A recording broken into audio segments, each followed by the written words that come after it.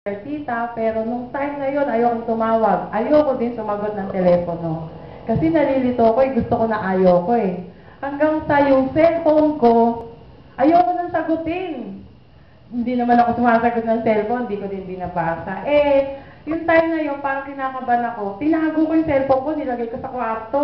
Para hindi ko mabasa kung merong message o hindi ko masagot kung may tumatawag. Sabi ko, Diyos ko, ano kaya ang gusto ko?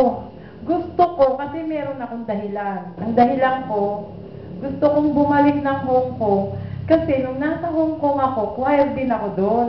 Kaya lang nasa isla ako. Choir ako sa isla. Pumupunta ako ng pinaka-central, pumupunta ako sa central, nagsisimba ako doon. Nangarap akong maging choir sa central. Pero nag-apply ako, hindi ako makapasa. Ayun ang isang reason kung bakit gusto kong bumalik sa Hong Kong. Sabi ko siguro papasa